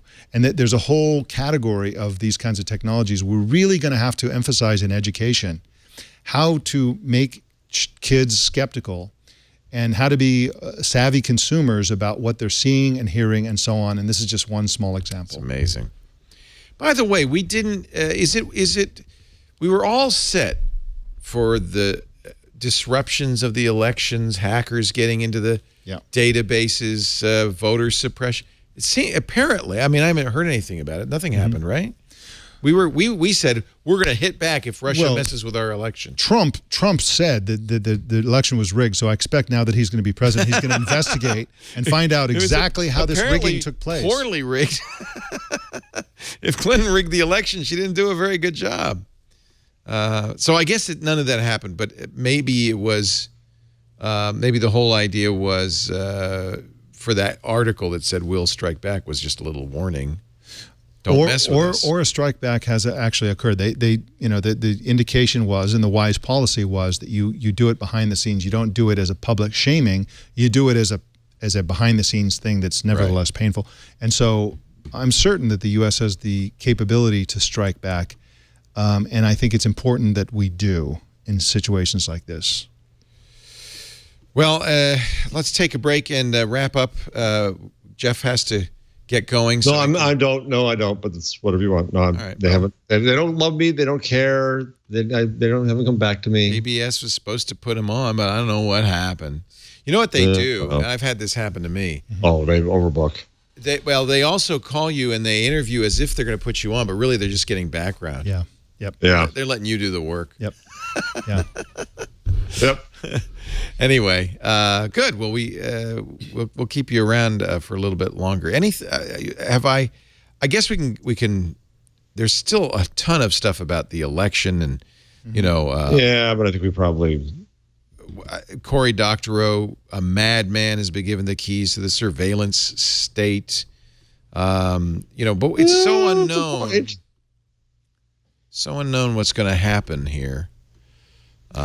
I think that one of the interesting things about this election is that it's raised the question, exactly what can a president do without any supervision, and in what ways are presidents constrained by other factors, by Congress, whatever. You know, it's a good question. And this surveillance thing, how much access does a president have to people's random surveillance? I asked this question before the election of Ben Weisner, who is Snowden's attorney and works at the ACLU on issues like this. And he said, we have an imperial presidency. He said, particularly in foreign policy, which includes issues like surveillance. The president has very few checks. Domestic, Congress will absolutely weigh in, and may even have more power than the president. But there's very little to stop a president from launching a drone attack or surveilling you or having the NSA surveil. And especially since so much of this is done in secret. And the intelligence committees, of course, are going to be run by Republicans who are presumably supporters of Trump. So I think the question isn't whether he can do it. The question is whether he would want to do it and if he would start doing that. And certainly there will be pressures from the FBI, the CIA, and the NSA to do it. And my guess is that Trump's inclination would be to say, yeah, go ahead. But I don't know. What is his policy on that? It's not going to be a question of Trump. It's going to be what's allowed of it. Can you imagine Giuliani with that power? Yeah, I think Giuliani would probably do it. Exactly. Here's a hypothetical. So theoretically, certainly Obama has never held back. I mean, that's what we found out. Right? Yeah. I mean, Obama one of the campaign promises that Obama has failed to live up to is he promised to rein in surveillance, mass surveillance, and so on, and he didn't really do that. But there's a difference between a president using mass surveillance to do counterterrorism, for example, which is a completely legitimate use of surveillance technology. And again, we have to remind the public again and again that the NSA exists to spy on foreign communications. That's what it's for. Right. The CIA they're spies. They exist in order to steal secrets. Right. This is the correct use of something like the NSA and the CIA. So what we're talking about is the potential for Nixonian abuse of those kinds of things. So let's say there's a reporter who's criticizing Trump to good effect. What access does Trump have to go listen to that reporter's calls? Now, he's done this at his hotels. He's installed surveillance equipment and listening to the phone calls of people who've stayed at his hotels reportedly. And this is one of the many things that got lost in the endless barrage of accusations and so on. But it's something to look into. And so sorry about that. So that's actually great music for what I'm saying. Theme music. More and more websites are doing autoplay video. It's driving me nuts. Yeah, it's really hurting these shows because turn off the sound at least, please. Yeah. Okay, so the question is, what can he go and listen to that reporter's private and dig up dirt on that person to intimidate or to arrest or whatever? Is that something he can do? I'm not saying he would do this, but can he do that? What would stop him from doing that? Well, and we know that already, thanks to Omarosa, that President-elect Trump has an enemies list. She remember she was a contestant on The Apprentice. She was the evil one. Right? I didn't see I met her. I didn't either, but only reason I know this is I met her when I did a live with Regis and Kelly. She was a guest around that time. Brush with fame. Yeah, my brush with fame. Nothing I'm proud of. I spent a half an hour in the green room with Rosie O'Donnell once. There you go. That fat cow. She will not be in the... No, she's on the list, I believe. She's certainly on the enemies list.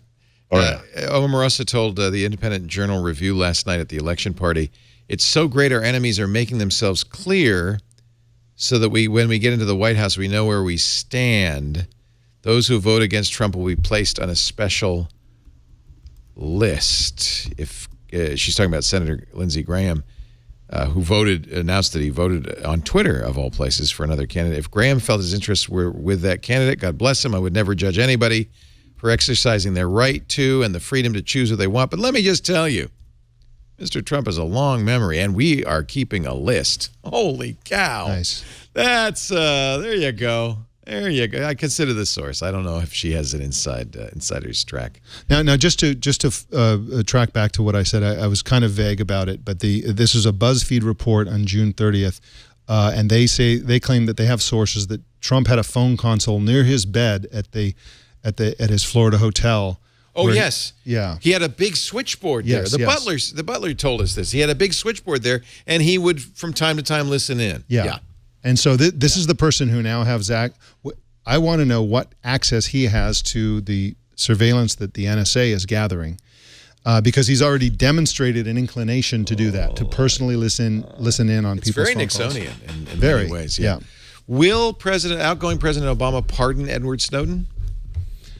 I think he should. There's certainly a move to do that, a petition. Oh, yeah. I doubt it, but it would be a cool move. Certainly. I would love to see it happen. Will he pardon Secretary Clinton?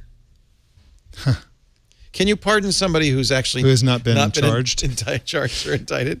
Just a pre-pardon, an advance pardon. Nixon was never charged.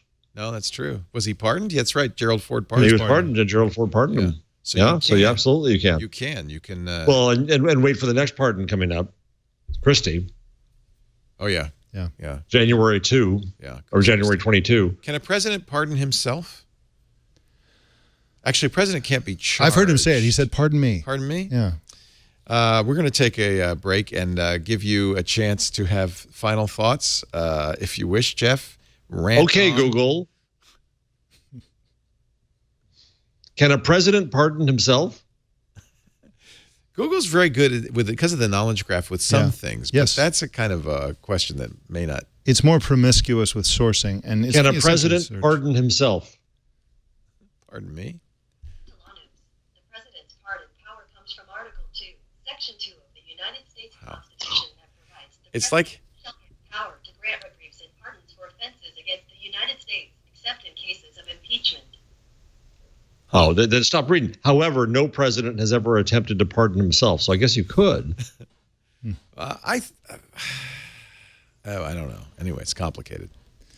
It's complicated. And I say that in jest. Not it's complicated, but can a president pardon himself? I'm not insinuating that there's anything to be pardoned for. Yeah. No. Our show today brought to you by those great people at Basecamp, who have made a fabulous tool. You probably are well aware of. Millions have used it. I think 100,000 companies, I should say, not millions.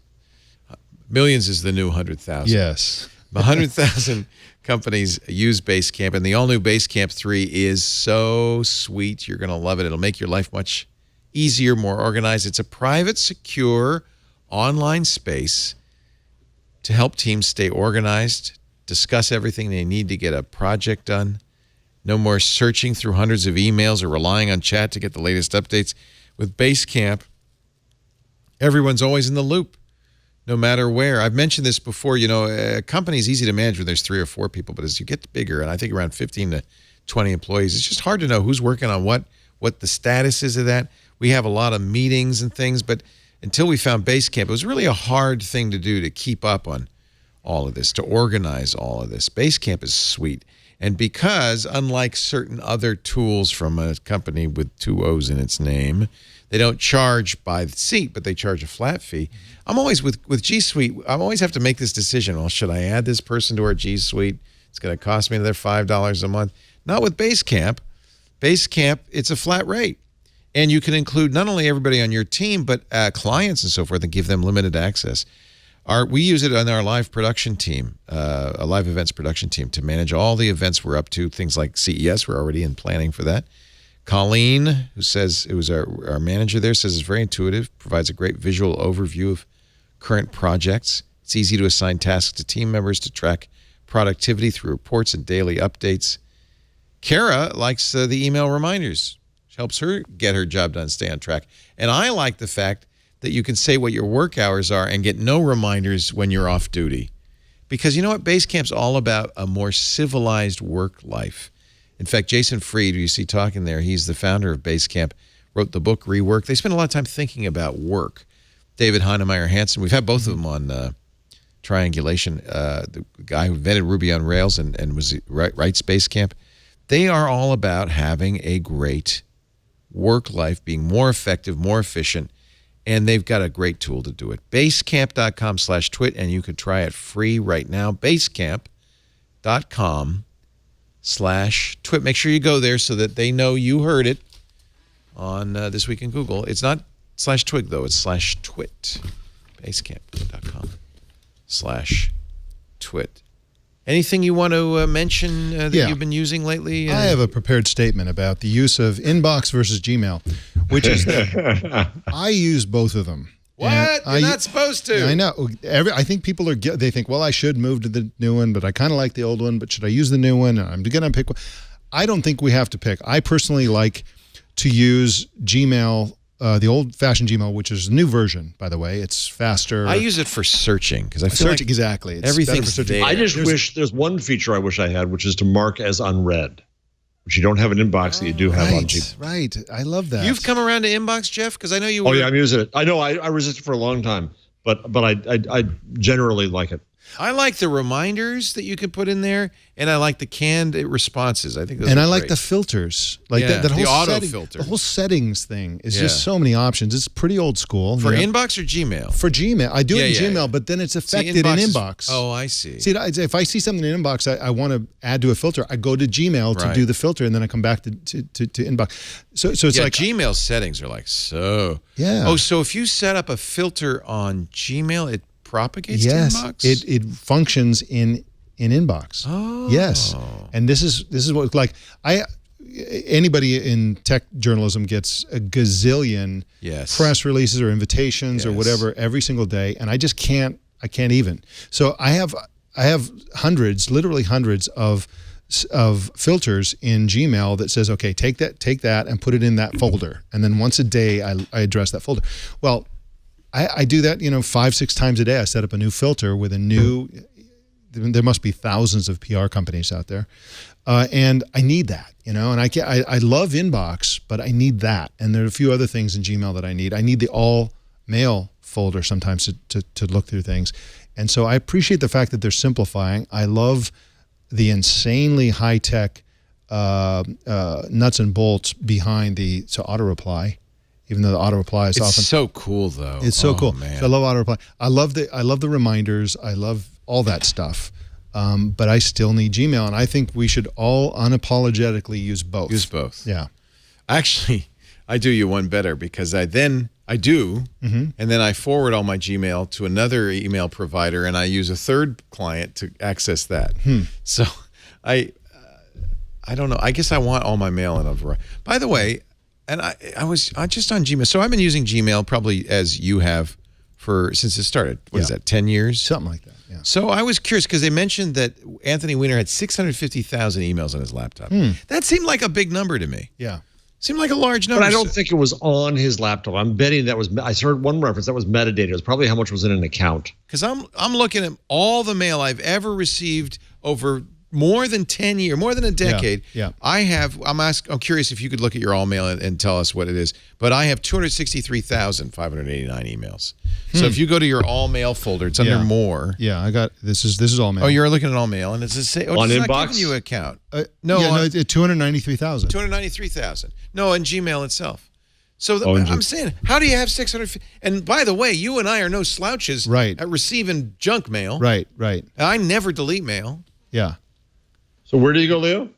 Just open your Gmail account and Got it. under more on the left, you'll see one of the folders is all mail, unless you've moved it up. All mail has all the mail, including spam and everything else. 263,000 is what I see up in the upper left-hand corner. 224,000. Yeah, so we're all in the 200,000 range. Yeah. And we've all been using it for 10 years. Hold on. How often do you use those Google things and it tells you how much you have? And then when you get to, you have 100, and you get to 100, and suddenly you have 200. What are you talking about? What you talking Sometimes about, it's an approximation. It's an approximation number. I don't think this is approximate. This says 263,000. Some of them, I don't know, but sometimes they're like that. They seem I exactly have a lot of storage. I have 420 gigabytes. You probably have as much too because we all have pixels. Right, exactly. We got a terabyte with a pixel. Right. And I've only used 75 gigabytes over 10, 11 years. Yeah. Boy. I've also occasionally gone in and purged, so I think this number's a little maybe low. Your number's low. Yeah, but it's not that, I probably have a total of 300,000. 625,000 seems like a lot. Seems like a lot. I don't know. I'm just saying. When you're tweeting teenagers, you get more mail, I think. Right. Jeff, you got a number? Not 650,000? Oh, yes, I do. No. So I found this interesting. I found that to get a sense of the kind of associations these companies have. WPP, the giant advertising agency run by Sir Martin Sorrell, will spend $5 billion with Google alone. For advertising? For advertising. One company, one agency, of course, bringing other companies in. And it's a gigantic agency. But $5 billion. Last year, they spent $4 billion. Facebook last year was $1 billion, and he uses this as an opportunity to get some leverage. He says the relationship with Google is very good. The relationship with Facebook, not so much. You spend $1 billion. Wow. These are like ads? Yeah, they're just ad spending. How big is that agency? Oh, it's gigantic. But still. What? That's amazing. And I get excited when we get a $50 buy. I'm in the wrong business. I was going to mention, because I'm using the Pixel, and I wasn't really crazy about, and this might be of interest to you, Jeff. I wasn't crazy about the Pixel launcher. It's okay, but it's Google doesn't. That's what I'm hearing from everybody who has it. Yeah. And, well, for one thing, this is just a weird quirk of mine. I'm always accidentally dragging icons and widgets to other places on the screen. So I like to lock the screen so you can't move the widgets. And Pixel Launcher doesn't offer that. Most other launchers, there's a lock button so that you can't drag icons around. You kind of have a setup that it stays that way. But the reason I stayed with Pixel Launcher is the long press. And admittedly, it's only a few apps, most all Google apps, that allow you to long press and get a menu. So you can long press on the camera and choose video or selfie and like that. Well, I found another launcher that is a great launcher. Thank you, Florence Ion, for recommending it, called Action Launcher, that does, in fact, let you do that thing, that long press thing. I imagine all of them will eventually, but if you have a Pixel or you're using Nougat 7.1 somehow, maybe you borrowed a ROM from somebody, you might want to try Action Launcher. And it has some really nice folder features, but it's not a long press. It allows you to swipe down, for instance, on the camera icon and choose the menu from the camera icon just by swiping down. If you swipe down on Hangouts, you get, actually the phone's a good one because you get most recent contacts and so forth. So if you are using a Pixel, and by the way, I have to say, Jeff notwithstanding, I like my Pixel a lot. Oh, okay. All right. I like it a lot. All I'm getting, you know what I've been trying to do for weeks now? I've been trying to get you to just give me an order and I'll follow it. Jeff, keep it. Jeff, get rid of it. Right. Jeff, you're a fool if you don't blank. Right. He's not biting. I can't. All I want from you, Leo. I can't. I don't want to be responsible for. Oh, you're afraid I'm gonna be whining at you for everything that goes wrong? Yeah. Is that it? It's a better phone than the 6P. I like Nougat and I like 7.1. I guess you got Nougat on the 6P now. Yeah. The camera is really what blows me away. Now, if that's not important to you, the 6P camera is a pain because it's slow to launch. It's not that good. This is fast. You can double click the start button, the on-off button, and launch the camera right away. Yeah, that's some other phones. But by the way, once again, that's a software feature that could be on any Android phone. And most Android phones do have that, but it's nice to have that, and it's fast. So even if it's locked, I can get right to the camera. The camera is superb. I'll show you. You want to see a picture? I learned something. I just learned something. I actually am using the little 5-inch one. We had a weird night a couple of nights ago, portending strange things in the universe. It was a very red sunset. So this is not, you might think, oh, there's a color cast from that camera, but no, this is actually perfect color. This is exactly, that's why I took this picture. But look at this picture, I'll tell you.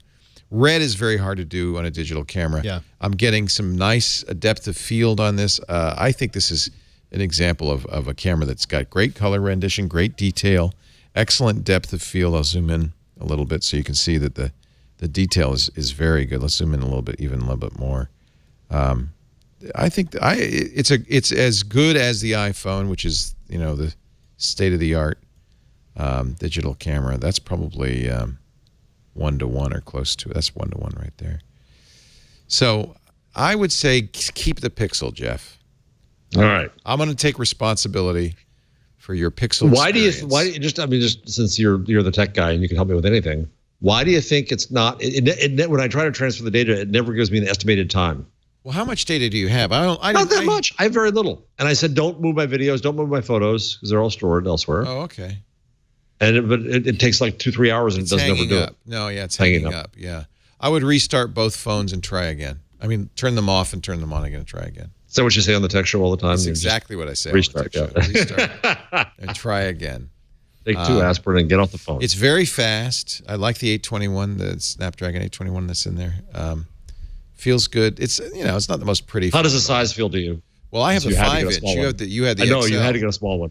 I like the XL. The XL's got better battery life, but this one's battery is quite good. 1080p on a 5-inch phone is a very nice screen. Yep. I like it. Looked rather dull and blue to me. If you put the 6P next to the XL, well, let me and a white screen, the XL did not look as good. The 6P was much brighter. Let me put this next to the iPhone.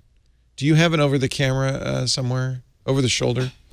Okay, so there's the iPhone, and there's this. I think that's a better looking picture, frankly, on the Pixel than on the iPhone. I think it's really, really quite beautiful. It looks actually a little blue on the iPhone. Looks a little blue next to it. Oh, it's funny. The Pixel looked very blue next to my 6P. Huh. Well, it could be that you have a screen that's that way. Here, let me put that picture up on it. This is Lisa showing. There we go.